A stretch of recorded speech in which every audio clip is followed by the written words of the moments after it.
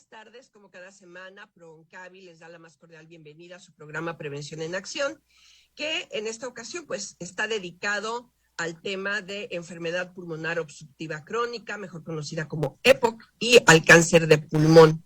Y tenemos como invitada especial a Verónica Hernández Cerón de Respirando con Valor AC, y nos acompaña para dar introducción al tema el doctor Homero Fuentes de la Peña, que es nuestro presidente y oncólogo médico. Muy buenas tardes a ambos y gracias por acompañarnos esta tarde.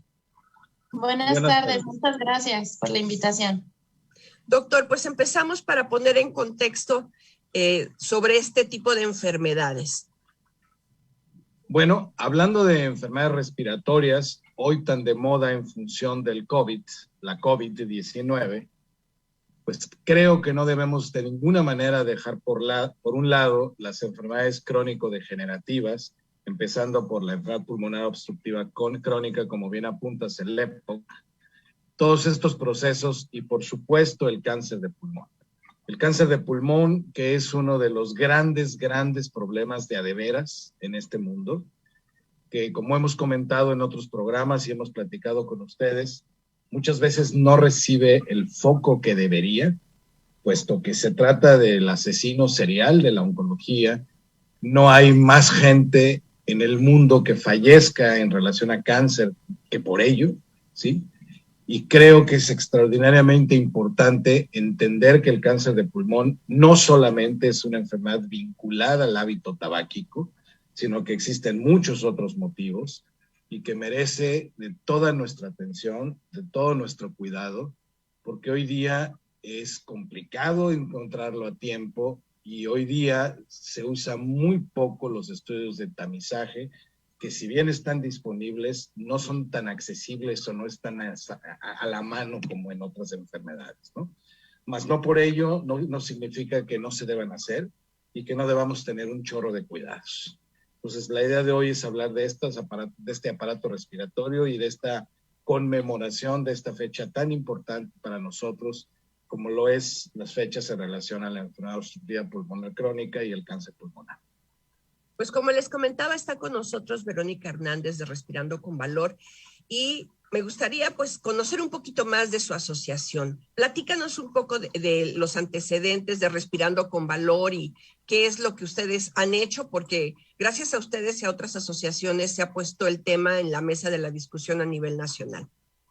Así es, pues muchísimas gracias nuevamente por la invitación y no puedo no mencionar la historia de Respirando con Valor sin contar por qué surge. Nuestra presidenta y directora, presidenta ahora nada más, ya cambiamos de directora, pero nuestra presidenta en el 2009 pierde a su mamá por cáncer de pulmón. Para 2009 no había tanta información, o si la había para los pacientes era muy difícil acercarse a ella. No sabían que había medicamentos de vanguardia, investigaciones, obviamente estos protocolos de investigación tan famosos. Para muchos pacientes era impensable. Ella recorre todo este camino con su mamá y pues se da cuenta que es un área de oportunidad el poder estar para otras personas, el hacer esta empatía para con ellos. Y así surge Respirando con Valor, en una asociación que piensa no solamente en los pacientes, sino que también en los familiares, porque sabemos que el cáncer no nada más enferma a quien lo padece, sino a todo su entorno. Y esto es justo lo que tratamos de cubrir con la asociación, todo el entorno familiar, porque recordamos que somos seres biopsicosociales, entonces pues todo nos influye, todo nos afecta, y Respirando con Valor lo sabe. Hacemos incidencia en política pública y pues justo lo que menciona, la manera también de tratar de hacer ruido es llegar a las voces adecuadas, y en el 2018 se logró instaurar aquí en México el Día Nacional del Cáncer de Pulmón, el 5 de abril. Entonces estamos muy orgullosos de ese logro, han sido pasos pequeños pero firmes. Muy bien. Y bueno, ¿por qué tenemos que considerar estos días especiales dedicados a la toma de conciencia en el tema de cáncer pulmonar, doctor? ¿Qué tan grave es la incidencia y la prevalencia de la enfermedad? Bueno, ¿cómo lo? Verónica, ¿querías decir algo? No, adelante, doctor. No. Bueno, como los que nos han seguido y que han tenido a bien estar con nosotros semana a semana, Recordarán que en alguna ocasión, hace no mucho tiempo, tuvimos a nuestro gran amigo, el doctor Omar Macedo, con nosotros, donde platicamos de tratamientos y platicamos de varias cosas. Pero antes de entrar a este carrusel de una enorme cantidad de estudios y de un campo extraordinariamente interesante, quisiera yo mencionar lo siguiente. Si nosotros vemos la casuística, la estadística universal de Globocan del año 2020, nos vamos a encontrar que con prácticamente el doble de los fallecimientos por cualquier enfermedad tumoral, lo ocupa el cáncer de pulmón. El cáncer de pulmón ocupa alrededor del 18% de las muertes por cáncer en el mundo como tal. Es una enfermedad silenciosa, es una enfermedad de inicio muy poco sintomática, que cuando suele hacer su aparición lo hace ya con sintomatología relacionada a enfermedad avanzada. Y esto nos obliga a ponernos las pilas y a pensar que no solamente los fumadores, sino todas las personas estamos en un momento dado expuestas. Primero, por la contaminación ambiental que tenemos en nuestras ciudades. Segundo, por la exposición industrial de muchas sustancias. Tercero, en México muy en particular, por todas aquellas mujeres y hombres también que cocinan con leña, que están en espacios cerrados y que son susceptibles de tener cáncer de pulmón aún no fumando. Es decir, es la enfermedad oncológica más mortal que existe. Pero que, como en todos los casos, cuando nosotros detectamos a tiempo la enfermedad pulmonar, sin duda hay muchísimas cosas que podemos hacer. Y no quiero dejar de mencionar que los estudios de tamizaje, muchos de ellos, están enfocados claramente a la búsqueda temprana de enfermedad como tal, y que en muchos casos, ahora con el COVID-19 o con la COVID-19, esto nos ha servido para encontrar hallazgos de cáncer pulmonar que no se hubieran encontrado si no se hubiera hecho una tomografía, por ejemplo, en búsqueda de esto. Y que la tomografía de baja tasa de dosis, poco popular, poco difundida, es extraordinariamente un elemento extraordinariamente útil para poder encontrar enfermedad temprana.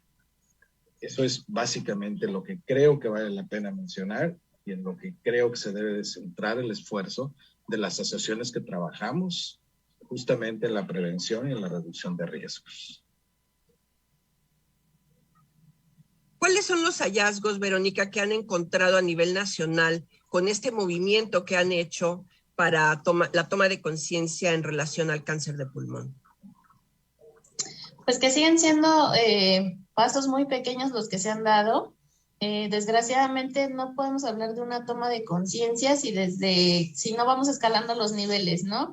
El cáncer de pulmón, bien empezó el doctor diciéndolo, me encantó su presentación porque sí, es muy olvidado, no ocasionalmente, es muy olvidado, está muy en el fondo de la escala de prioridades en el tema de salud y sobre todo, ¿por qué? Porque no tenemos esta conciencia y todos los factores de riesgo que el doctor maravillosamente enumera, no los conocen las personas. Carga el estigma esta enfermedad desgraciadamente del fumador. Y entonces como la persona fumó, pues se lo buscó y lo ponemos hasta el fondo porque pues es una consecuencia de una decisión de vida y pues no es un tema prioritario. Entonces tendríamos que seguir trabajando, es una labor titánica la que tenemos que seguir haciendo para quitar este estigma en las personas y en la sociedad en general y sobre todo en los tomadores de decisiones que al final del día son los que nos tienen que poner como una prioridad en la agenda. ¿Cuáles serían justamente esas prioridades en la agenda que ustedes mencionan? Pues mira, una de ellas es justamente el considerarlo para las personas que no tienen seguridad social, ponerlo en el INSABI como un tema de gasto catastrófico, como está cáncer de mama, como están otros tipos de cáncer, porque de nada sirve que en el país existan diferentes protocolos de investigación, que exista medicina de vanguardia, si no es asequible para todas las familias. Y aquí nos enfrentamos a esa dura realidad. No todos los pacientes tienen los recursos para acceder a tratamientos que les den una mejor calidad de vida y una mayor supervivencia. Entonces, pues tenemos que poner el suelo un poco más parejo para todos. Doctor, y al respecto, en el área oncológica, ¿qué tenemos? ¿Cuál es el panorama? Mira, contrasta precisamente lo que hablaba Verónica con la realidad en investigación y la realidad que existe en nuestra gente, ¿no? Contrasta esto. Tenemos un proceso de investigación enorme.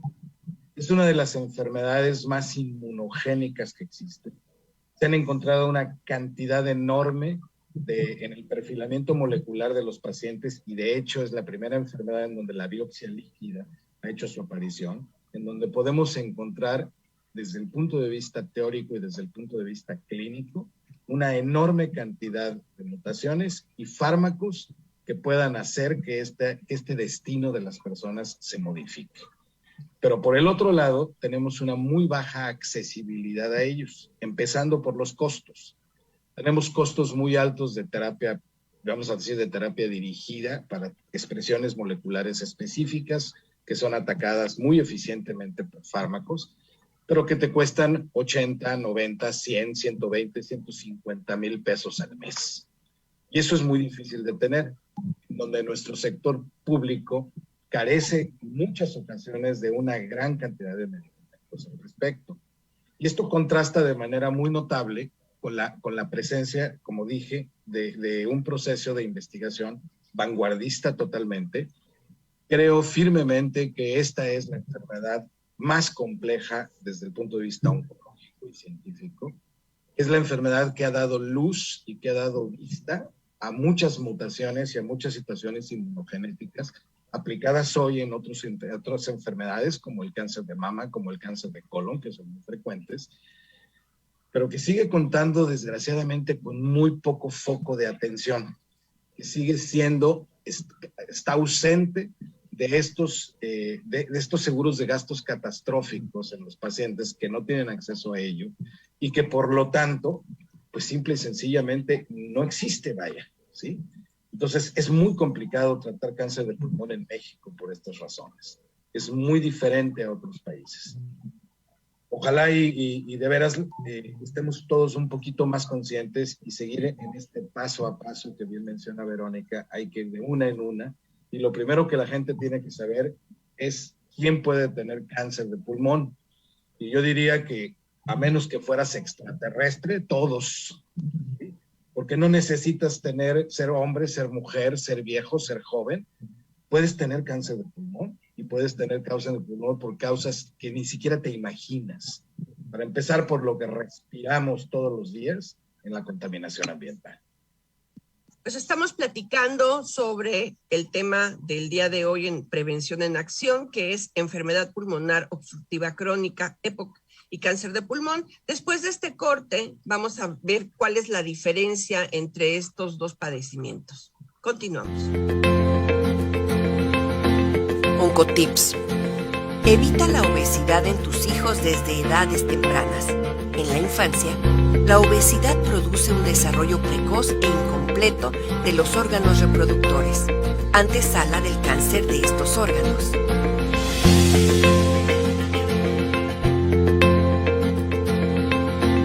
Oncotips. Mantén hábitos regulares en cantidad y horarios a lo largo del día y de la vida para las comidas. Además, ingiere suficiente agua a lo largo de todo el día y limita el uso de la sal como condimento.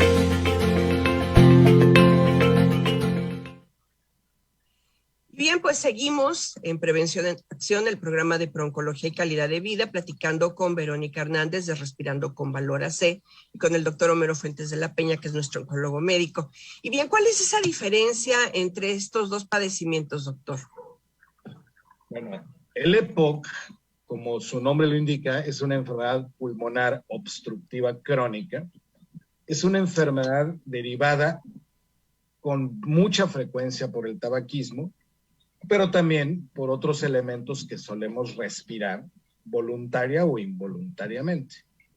Es una enfermedad crónica que de a poco va obstruyendo las vías respiratorias y va produciendo en las personas un déficit como tal. Antes se decía en la vieja clínica médica de aquellos años, se decía que existían los bufadores azules y los bufadores rosas. ¿Y a qué se llama o a qué se le decía en la vieja clínica francesa bufar? pues son aquellas personas que no alcanzan a tener la cantidad de aire suficiente para respirar. Y entonces hacen un esfuerzo adicional porque justamente el aire no llega, vamos a decir, hasta donde debe de llegar, que es la parte celular, alveolo capilar, donde se hace esta oxigenación y se hace este intercambio gaseoso que nos permite vivir, respirar y vivir. La enfermedad pulmonar obstructiva crónica no conlleva al cáncer como tal, ni necesariamente una persona que tenga una EPOC va a tener cáncer, puede ser algo completamente independiente la una cosa de la otra. Y al revés, el cáncer pulmonar tampoco necesariamente tiene que estar asociado a una EPOC, con frecuencia lo está, ¿sí? Como tal. El cáncer de pulmón, o mejor dicho, los cánceres de pulmón, es un grupo muy extenso de enfermedades que tradicionalmente se clasifican como tumores de células pequeñas o tumores de células no pequeñas. Estos últimos, los cánceres de células no pequeñas, son un grupo de enfermedades que expresan diferentes perfiles moleculares y que pueden ser adenocarcinomas, carcinomas escamosos y muchas subvariantes histológicas de ellas, y mucho perfilamiento molecular que las hacen diferentes las unas de las otras. Hay algunas, por ejemplo, que son terriblemente agresivas, muy rápidamente progresivas, que te van a llevar a la muerte en un periodo de tiempo muy breve, si tú no actúas de manera proactiva. Pero hay otras que, por ejemplo, puedan tener una mutación específica en donde hay un fármaco específico que pueden lograr lo que no habíamos logrado en 100 años en cáncer de pulmón, que es la supervivencia por encima de 1 año en los casos avanzados. Esto es muy importante tenerlo presente. Vamos a decir que hasta el año 2010, 2012, paciente con cáncer de pulmón, hagas lo que hagas, se moría. Hicieras lo que hicieras, se moría.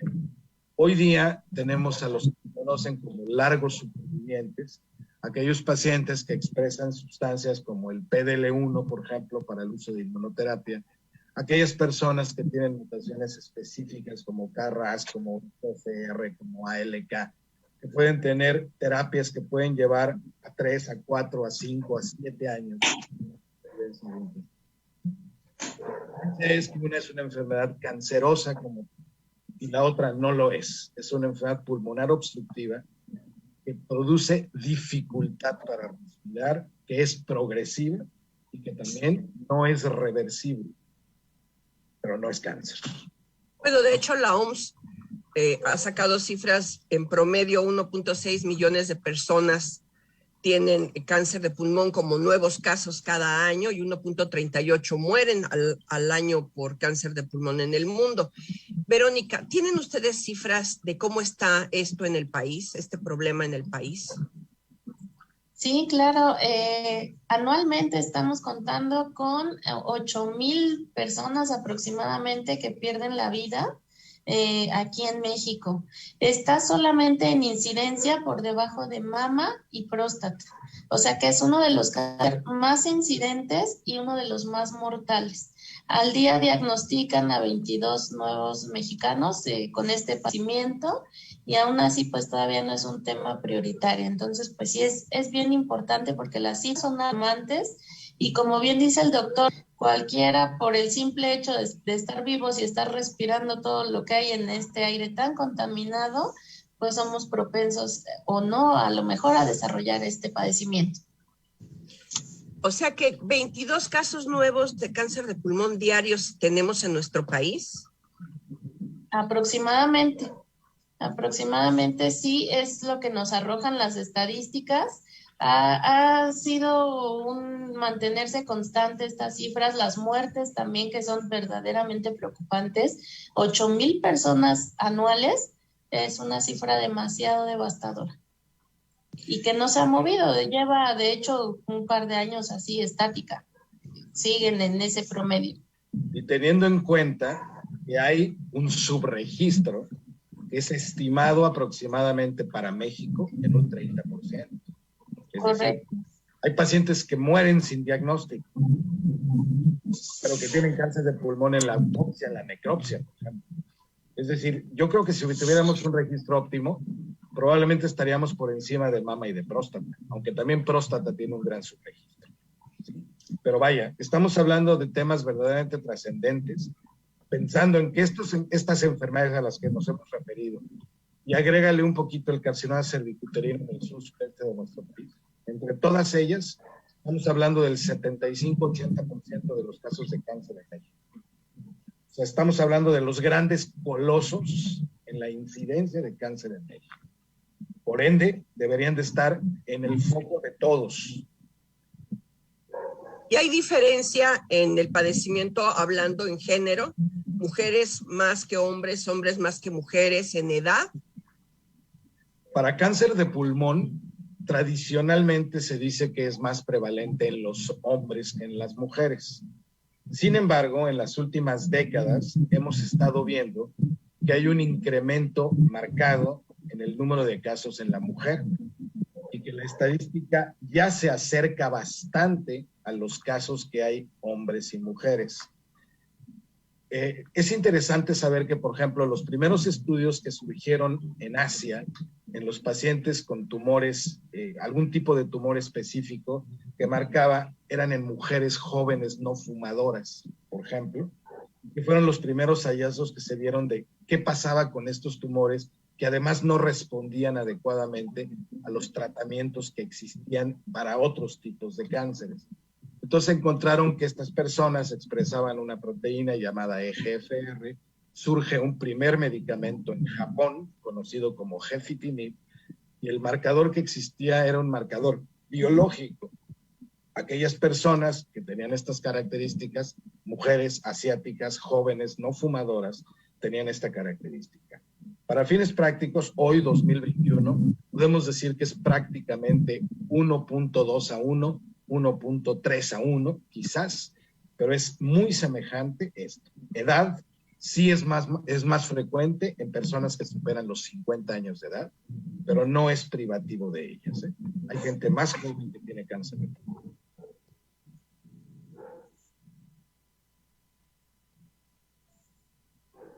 En relación a la geografía, en otros tipos de cáncer tenemos que, bueno, por ejemplo, el cáncer de mama se da más en ciertas regiones que en otras, igual el cáncer cervicuterino. ¿En el cáncer de pulmón hay esas diferencias también marcadas en nuestro país? Sí, sí las hay. Vero, ¿quieres decir algo al respecto o yo comento? Como usted guste, si quiere complemento, doctor. También. Adelante, Vero.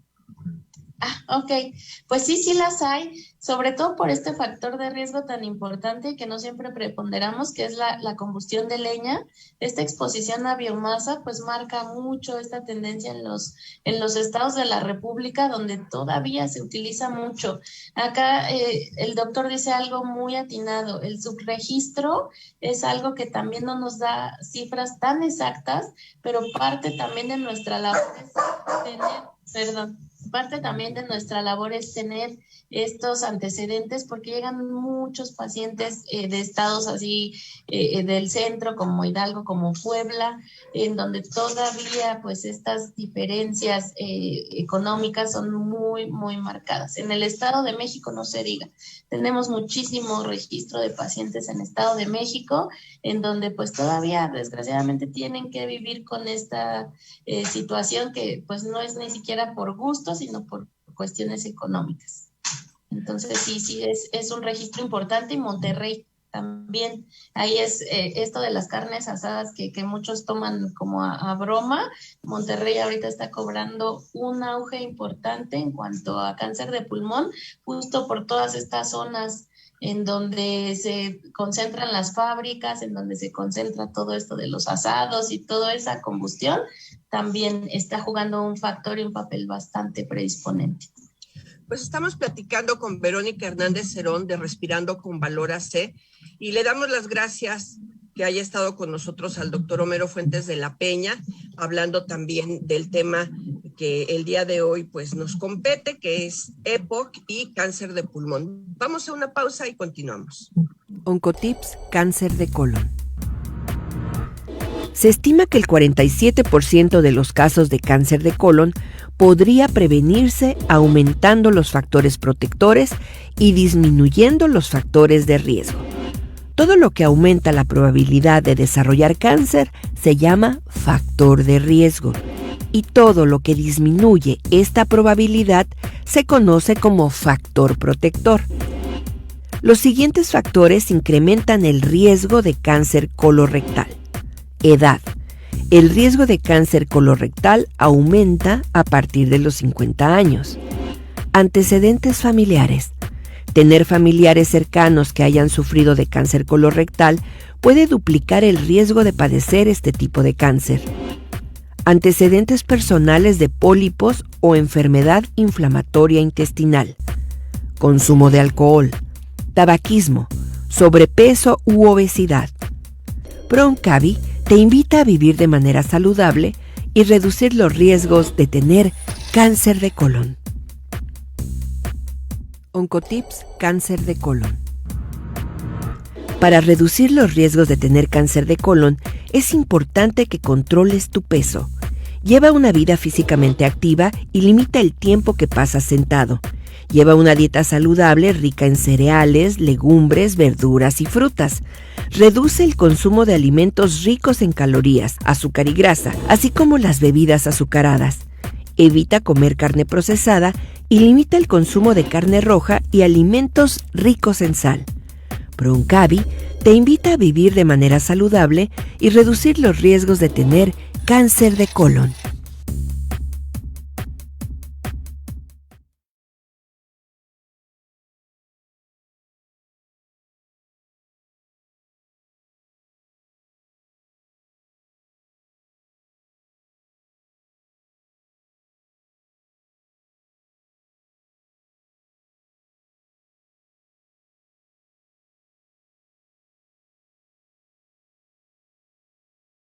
Oncotips Cáncer de colon.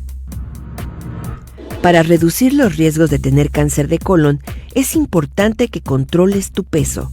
Lleva una vida físicamente activa y limita el tiempo que pasas sentado. Lleva una dieta saludable rica en cereales, legumbres, verduras y frutas. Reduce el consumo de alimentos ricos en calorías, azúcar y grasa, así como las bebidas azucaradas.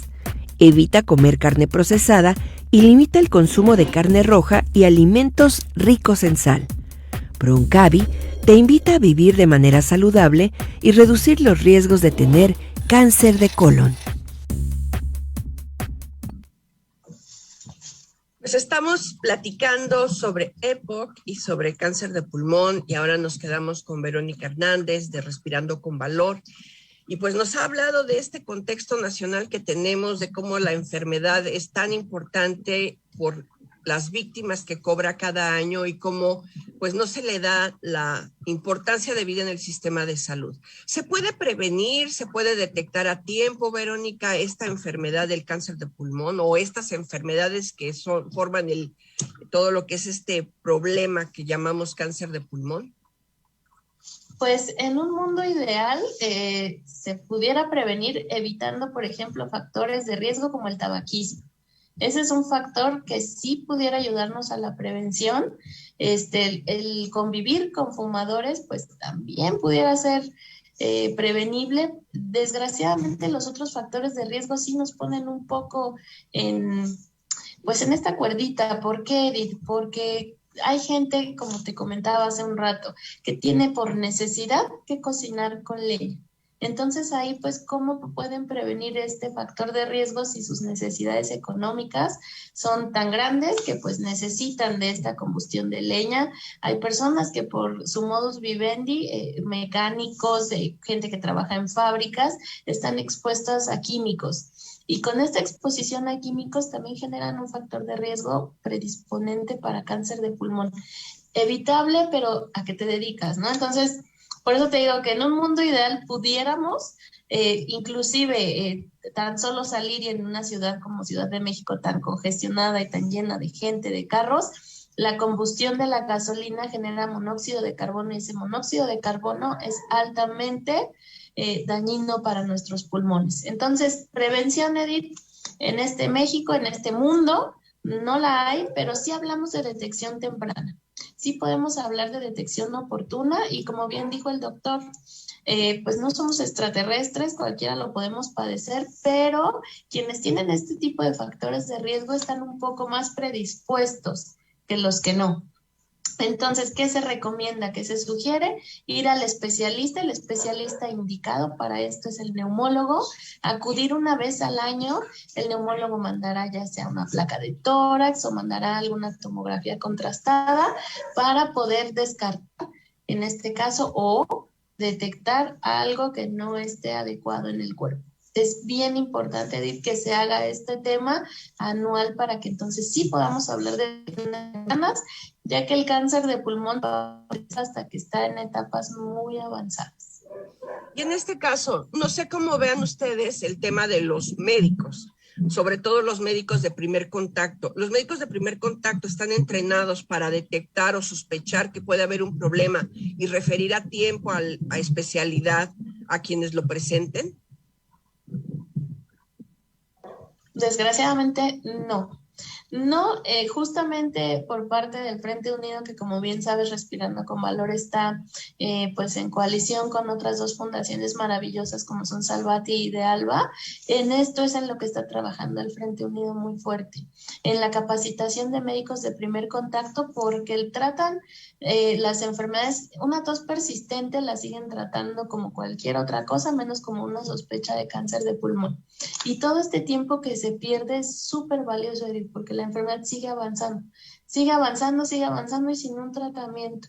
Entonces, por eso es bien importante esta capacitación de médicos para que ellos, ante sospechas, o sea, si tienes una tos de un paciente que ya es recurrente o que ya, por ejemplo, en 3, 4 meses no se le ha ido, pues entonces es cuando tienes que empezar a utilizar estos recursos y decir, necesito una tomografía, necesito descartar ciertas situaciones y referirlo al especialista. Y bueno, hablas de síntomas. ¿Es posible que la enfermedad te dé síntomas? Porque en otros tipos de cáncer, pues ese es el problema, que como no duelen, que como no hay síntomas en etapa temprana, pues nadie sospecha nada. ¿Aquí se puede hablar de algunos síntomas que puedan ser alerta? No, desgraciadamente no. Aquí estamos en las mismas circunstancias que en otros tipos de cáncer. Están en una gran desventaja porque además este es un cáncer tan silencioso que se puede gestar durante muchos años, ¿eh? No te va a dar ningún síntoma, ninguna molestia, nada. Durante muchos años se puede ir formando la masa tumoral y no te va a generar el más mínimo problema. ¿Cuándo van a empezar estos síntomas? Cuando la etapa del cáncer ya está muy avanzada y para cada paciente es diferente. Algunos empiezan con falta de aire, otros con dolor de tórax y ya sabes que esto cuando empiezan con dolores de tórax es cuando todavía tardan más en el diagnóstico porque se van por la parte muscular. Entonces todavía es más difícil que detectarlo con una tos muy persistente. Hasta para los síntomas sí quiere decir mucho y sí marcan una diferencia de cada detección de los pacientes.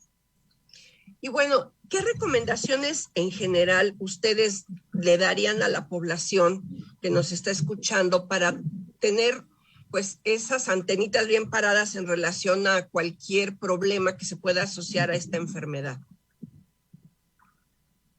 Pues lo que nosotros siempre recomendamos y que tenemos que puntualizar mucho, Edith, el estilo de vida saludable es algo que sí ayuda mucho, pero no nos convierte en personas inmunes.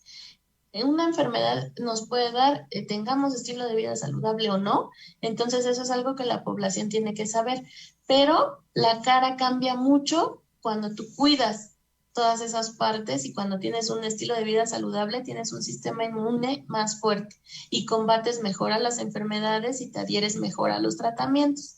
Sí es bien importante, entonces por eso siempre hacemos mucho hincapié a que hay que cuidarnos en todos sentidos para que podamos pues tratar de reducir estos factores de riesgo. En el caso de nuestra trinchera, que es el cáncer de pulmón, una placa anual, una visita al neumólogo anual. Sabemos que los especialistas, las consultas con especialistas son carísimas, que no todos las personas tienen seguridad social, pero una vez al año podemos invertir en salud. una vez al año podemos hacer, no verlo como un gasto, sino como algo para nosotros, invertir en esta salud y pues por lo menos descartar.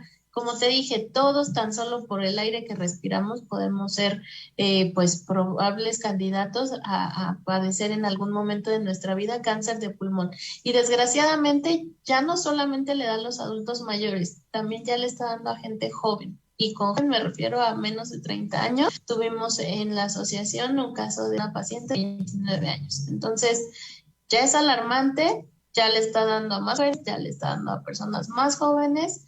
Entonces, la detección oportuna, eso es a lo que apelamos con la gente.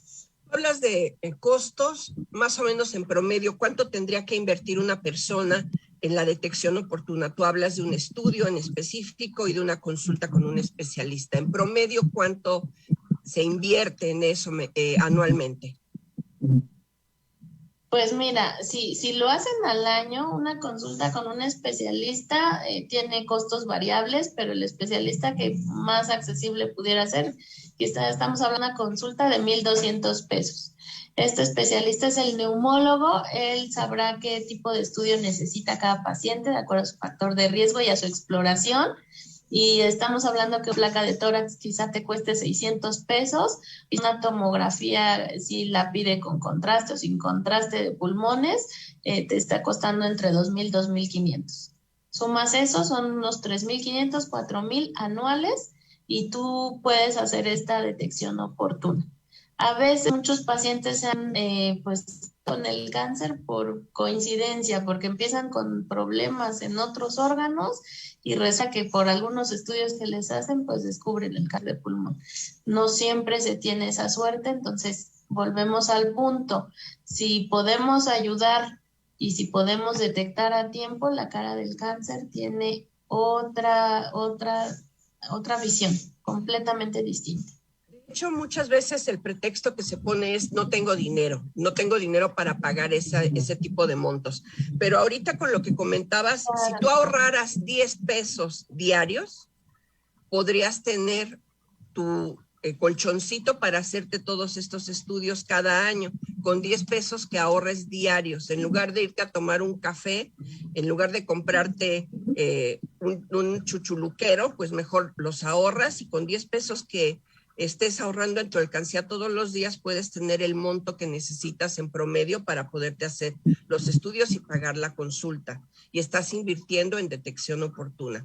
Hablas de estilo de vida saludable. ¿Cuáles serían las recomendaciones en este tema de parte de ustedes? Pues mira, llevar una dieta balanceada, cuidar mucho el peso, cuidar lo que comes al final de cuentas. La alimentación, lo hemos aprendido con nuestras nutriólogas en la asociación, la alimentación sí quiere decir mucho y sí te puede ayudar a prevenir o ayudarte a disminuir riesgos de enfermedades. Los alimentos son ricos en nutrientes, pero a veces no sabemos comer. Entonces, pues es importante aprender el plato del buen comer, aprender que las porciones son importantes, cuidar todos estos detalles. Y justo también entra dentro de estilo de vida saludable, además del ejercicio, además de cuidar nuestra salud emocional y mental, pues esta parte de hacer un poquito de prevención, si lo quieres llamar así, o detección oportuna, como tú quieras llamarlo, ahí entra un estilo de vida saludable, porque bueno, sé que soy autorresponsable conmigo, sé que estoy cuidando de mi salud porque estoy acudiendo a tiempo, estoy acudiendo con un buen margen para que si hay algo que no está bien en mi cuerpo, pues se pueda detectar con un buen tiempo y me dé opciones. El tiempo da opciones o te las quita de vida, entonces por eso es bien importante sí cuidar estos factores de riesgo. Y bueno, considerando que otros tipos de cáncer a los que se les ha dado más publicidad, como el cáncer de mama, el cáncer de próstata últimamente, no han reducido mucho a pesar de tantos años de campañas la morbimortalidad, supongo que en el cáncer de pulmón menos todavía. Sin embargo, ¿hay esperanza si se detecta a tiempo? ¿Hay esperanza para estos pacientes? ¿Se pueden curar o simplemente se alarga la vida? Pues mira, hemos tenido muy pocos casos en la asociación de primera mano. Hemos tenido solo 2 pacientes a lo largo de un periodo de 6 años en donde se les detectó en etapa 1 y por accidente, porque también eso es importante recalcarlo, ¿eh? No fue por prevención, fue por accidente que se detecta esto, iban por operación para otra cosa y resultó que les detectaron el cáncer de pulmón. Entonces se hizo cirugía, se resecó en el momento. ¿Qué quiere decir esto? Que estaba localizado completamente el tumor, que se pudo extirpar, que se pudieron dar pues quimioterapias preventivas y ahí quedó el tema. Pero imagínate, te estoy hablando de 2 pacientes versus 500 tantos que tenemos actualmente dados de alta. 2. Es alarmante. No es que yo quiera quitar la labor, pero en mama, que tiene tantísimo foco este cáncer y que dices, es increíble que todavía siga incidiendo tanto y además por negligencias propias, porque la misma población sigue sin hacer caso de tantas recomendaciones y que te lo ponen hasta en la calle, en los letreros. Imagínate cáncer de pulmón que nos tienen tan rezagados y que nos dan muy poco foco. Seguimos ante estas... Fuera del estereotipo de los fumadores, los casos pues son alarmantes, no relacionados directamente al tabaco. Entonces, ¿cuáles serían las recomendaciones para las organizaciones que trabajamos en este tipo de problemas de salud? De parte de ustedes. ¿Cuáles serían las recomendaciones? Pues seguir informando. Ayudaría mucho quitarle el estigma a la enfermedad. Creo que cobraría más visión. Creo que nos darían de rezagar tanto y nos darían la importancia que tiene el padecimiento, porque además de ser de los más incidentes, está en el top 5, es el más mortal. Entonces, ahí sí convendría que siguiéramos informando a la población, que siguiéramos diciendo que el tabaco no solamente es causante del cáncer de pulmón, es causante de un montón de enfermedades, incluyendo el EPOC, que también viene al tema el día de hoy. También es un factor de riesgo para EPOC y para otros tipos de cáncer, inclusive mama. Sí, pues de hecho, es un factor de riesgo. En un momento que platicábamos... En un momento que platicábamos sobre cérvico-uterino, también nos decía el doctor que el tabaquismo está asociado a problemas de cáncer cérvico-uterino, o sea, no nada más es puro pulmón. Por supuesto, ahora sí que nos quiten el estigma, no solamente propicia cáncer de pulmón, propicia un montón de enfermedades y a esas enfermedades se les sigue dando el apoyo, porque al final del día hay que ver que la salud es un derecho humano. Y también hay que tratar al tabaquismo como lo que es una enfermedad. Las personas que están al tabaco tienen enfermedad. También tendríamos que dejar la sociedad el dedo acusador de lado y las sociedades civiles justo pueden hacer esta visión. Más empatía, más información, porque todo esto se ataca con información. Entre más conozca la gente, entre más sepan los factores de riesgo, entre más se sepa lo que predispone, pues tenemos un mejor resultado y además la gente se compromete con la causa y va a llamar más a la prevención. Vamos a nuestro último corte en Prevención en Acción. Continuamos. Claro.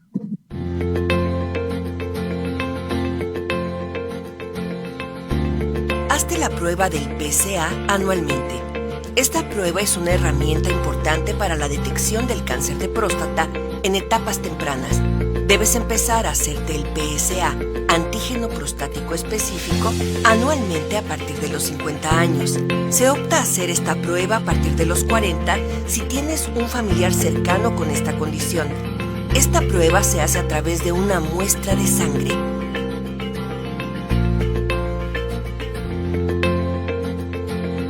Oncotips. Modifica tu dieta. Hay algunos estudios serios que indican que una dieta alta en grasas aumenta el riesgo de tener cáncer de próstata. Esto incluye las grasas que contienen las carnes, nueces, aceites y productos lácteos. Baja tu riesgo comprando carnes magras y productos lácteos bajos en grasa. Los ácidos grasos omega 3 han demostrado disminuir el riesgo de cáncer de próstata. Aumenta tu consumo de omega 3 ingiriendo pescados como el atún y el salmón.